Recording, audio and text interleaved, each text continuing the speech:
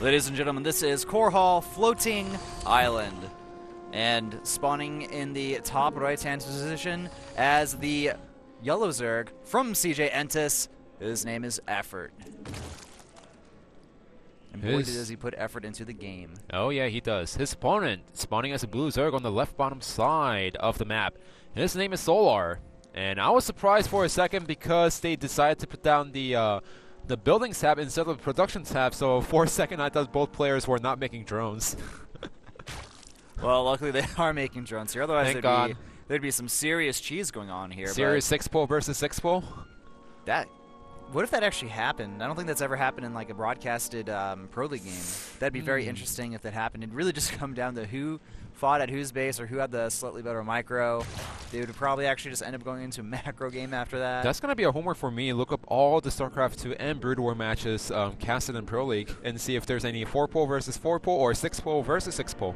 I'm sure it's happened at least once in Brood War. I mean, there's been too many years there was in Pro League. There was like some games where the Terran player cheesed and the Zerg player cheesed at the same time, but I don't know if there was a ZvZ instance. Gotcha. Well, it looks like we're not going to be seeing any type of 10-pool aggression from either player here, so going to be more of a macro game from what we can at least see so far, and I think both players also opting to go for the hatchery first opening. Oh yeah, I think it's because of where they spawned. Yeah, exactly. If it was in the other position, it could be a little bit more advantageous to go for some type of early Zergling aggression. But in these spawning positions, not as much. Now, of course, guys, in case you don't know, Korhal Floating Island, 2 potential spawning locations that completely change how the map is played out. It's somewhat asymmetrical. But the 2 spawning positions, if you spawn where the players are right now, it's a pretty standard macro map. But if you spawn at the 11 and 4 o'clock positions, then things are a little bit different. Oh yeah, it plays a lot more like the map Transistor from the Pro League map testing days. I don't know if anyone remembers that map, but it was a 3-player map, and it didn't have the destructible rocks, but it had the same positioning like that with the main and the natural. Yeah, I think the distance between the bases was pretty large as well, which may have led to that being one of the features in it. Which, you know, thinking about it, that'd be actually cool if there's a map that had 2 entrances, but it was overall a very large map. Oh yeah, not something like the... What was the ladder map that had 2 openings into the main base? Blistering Sands? Yeah, not like that. I mean, that map was quite small. If you have a large map, I guess it could work out. Yeah. Alright, so far, both players doing identical openings here. We have the Zergling speed now on the way for Solar, though. effOrt, I am sure, will get his pretty soon here. He does have the gas. I guess he just doesn't have it. There we go. Zergling speed going up for effOrt, so the builds will remain essentially identical at this point. The only little difference is that, you know, effOrt went for the spawning pool first and then gas. So looking in the long run, he's going to be, Solar is going to get, you know, a little more gas than his opponent, but that also means efOrt's going to get 2 more Zerglings out earlier in the game. So if you go into mid game, it means no difference between the build orders. Yeah, exactly. In the long run. It's pretty much the same thing. So both players continuing the trend of playing exactly how their opponent is, getting that Baneley Nest down. We do have a Spine Crawler on the way for Solar here. Wants to be just extra safe here against any type of potential pressure or Baneling attacks here. And a little skirmish here, effOrt doing some pretty good micro, barely getting away. Both players essentially doing the same micro moves there, and this game just continues to be essentially a match where you're looking at a mirror and trying to fight yourself. I'm surprised that Solar is on top of his micro because some of these Zerg players, they just like, you know, they think that they could take out the 2 Zerglings with his own 2 Zerglings, but effOrt's micro has been fantastic with the Zerglings, we have to say, in a ZvZ. effOrt able to scare away that Zergling there without losing his own, so a little win for him there. I'm sure that one Zergling is very happy. Speed has finished for both players now, so we may see a little bit more aggression. And now a Baneling is being made at effOrt's base just to be pretty defensive here. And Solar having a slight drone advantage. And now both players are going to go for the lair. However, it really depends on how many drones they get and how many Zerglings they decide to come out. So the difference now is effOrt scouts his opponent's lair timing and sees the double gas. However, Solar, when he decides to do so, well, now he sneaks in a Zergling for himself. Does get taken out, but both players know what each other are going for. Yeah, that's actually going to be very nice for both players. They're going to be able to essentially play how they want to. because they've seen what their opponents are doing, or I guess not doing. So it's like, okay, Baneling all-in not coming my way. I don't have to worry about that. I can focus more on my economy, get those drones out, and go for whatever tech pattern I want to go to, which probably will be Mutas. Oh yeah, I mean, players are trying to figure out how to counter against the Mutas, but still the most popular tech choice to go right after Lair is to go for the Spire. So Solar is going to get his own Spire. What is effOrt going to go for? I expect Spire as soon as the Lair does finish. No, the Lair did finish. Spire there going down. So there we go. Also an Overseer on the way for Solar as well. Gonna, make sure you can get some good scouting out on his opponent, and Solar also continuing to have a slight drone advantage throughout this game. Yeah, so effOrt needs to catch up on the drones, and the other thing that I want to point out is now is the battle of when do the players take the third base. So now Solo takes his third base, so effOrt, does he actually know when is he going to scout the third base? That's the first question. And second, can he actually deny the third base? Well, that is the question. effOrt moving up here with a few Zerglings, but the defense from Solar is quite good. effOrt deciding to take a third base at about the same time of his opponent. So everything continuing to just be very, very even here, and it's going to eventually come down to mechanics, I feel, at this point, since the build orders are the same. Essentially, they're pretty even in supply, but now we have a Zergling attack from Solar here. Going to try the Force of Cancel on this hatchery. It's getting pretty low on health here. Will it go down? It is so close to dying. Those Zerglings, though, they decided to not finish it off there, and the hatchery barely survives there, but I felt like if those Zerglings kept attacking it, they could have potentially killed it off. Yeah, he should have done that, the merry-go-round micro, where the Zerglings just go around the hatchery, try to attack it as much as possible, and it was really low on HP. He could have done it.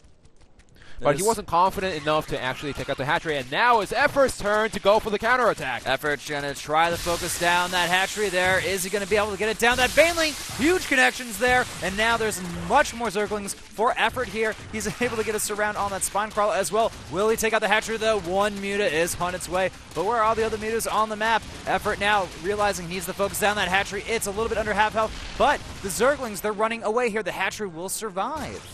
Seems like he doesn't want to waste too many Zerglings later in the game because he also knows that his opponent is going for the Zerglings and is going to go for the counterattack pretty soon. And so, weird, I want to feel decision by effOrt. I think he could have definitely taken down the hatchery if he committed to it, but if he doesn't want to lose those Zerglings, then that obviously is his choice.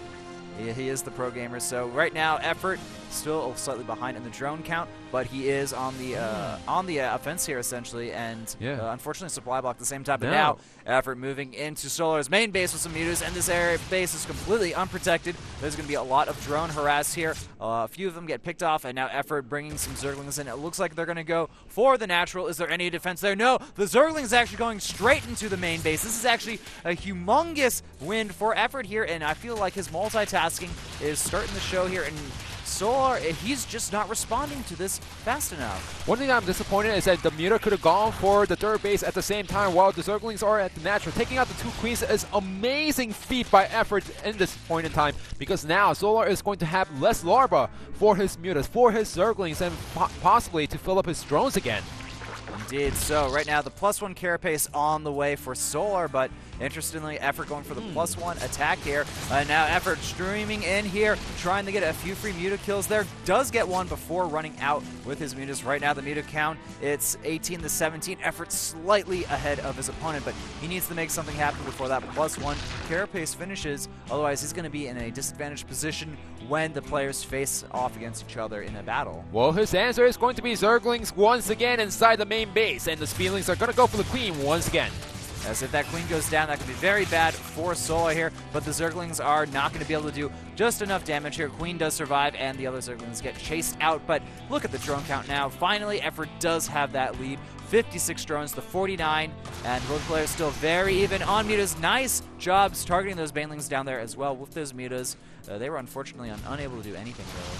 Now both players need to make sure that they have few Zerglings around the map, because they want to make sure where they know where their opponent's Mutas are, because when you try to go for the harassment with the Mutas, you need to know where your opponent's Mutas is. If not, then you can't go for the harassment. You don't know where to attack, so you need to have as much map coverage as possible, but you don't want to do it with the Overlords because you don't want to be supply capped. So use the Zerglings, scatter them around the map, and scout where your opponents are.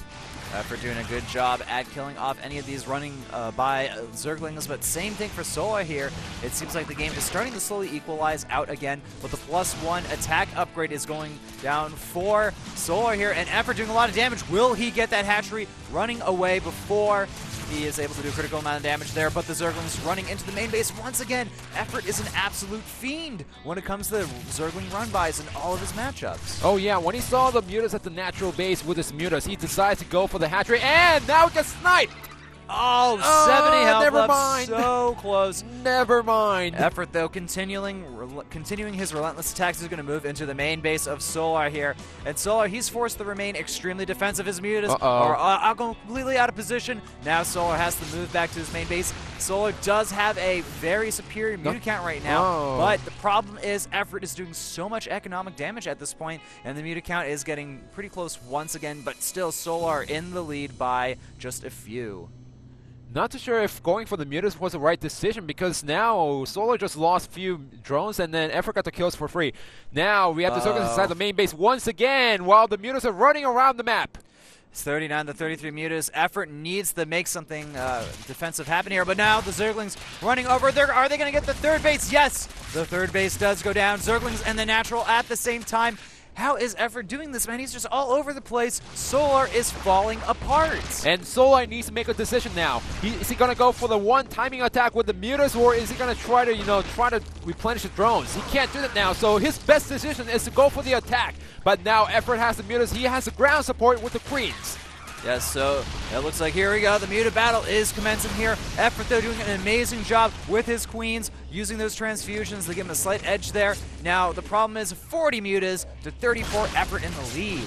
Well, actually, Solar in the lead, but the time is on effOrt's side because he has 3 hatcheries, he has the Queens for himself, and he has the reinforcements coming out, but effOrt needs to make sure that he doesn't lose too many Mutas here, or he's going to give Solar a chance to come back into this game. He needs to micro the Mutas perfectly. effOrt has to do his best to bring those Mutas, that Muta ball of Solars into the Spore Crawlers, and that one Spore Crawler is doing a good amount of damage. 14 to 9 Mutas. effOrt still a little bit behind here, but I feel like Solar, he doesn't have enough Mutas, and he is forced back.